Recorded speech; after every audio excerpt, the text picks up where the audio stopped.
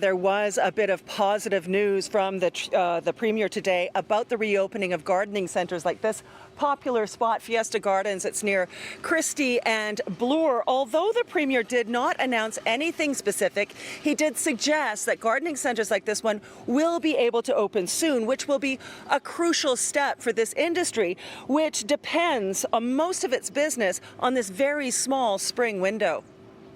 Nothing is better, than going to the garden center, grabbing some plants, going in the backyard and planting the flowers.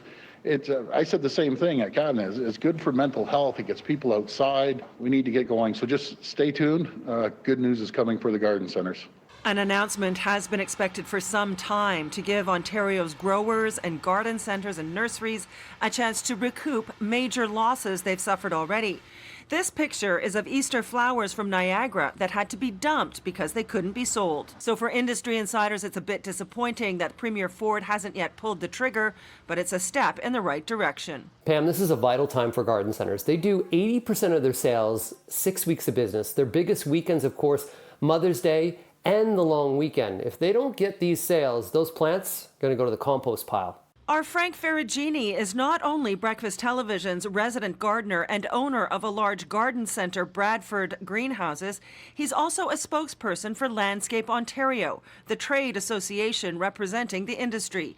He says this is an $8 billion industry, and he's been working with the Ontario government to come up with a plan to reopen these businesses, many of which are small and family-owned. Right now, there's about $450 million worth of plants waiting for the spring season. And really, where are people going to get their plants safely? And will these greenhouse growers have access to market? During the Easter season, millions of dollars of plants have already been lost, and those guys there really didn't have a home. Some garden centres have been open for online sales and curbside pickup, including Fiesta Gardens, which has managed to keep afloat. But normally, this store would be overflowing with product. It would make a huge difference to be open again. It's been going pretty smooth, I have to say. A lot of people, though, they're asking for vegetables, which is good.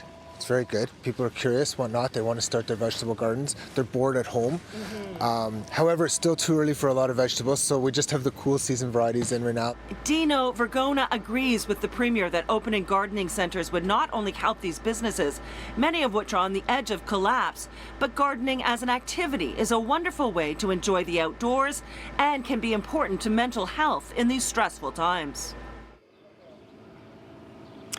Now, Frank Ferragini also feels like it is unfair that big businesses like Loblaws and Walmart, which, because they sell food, are also allowed to sell plants and flowers. And yet, for many of these small stores, it is their bread and butter.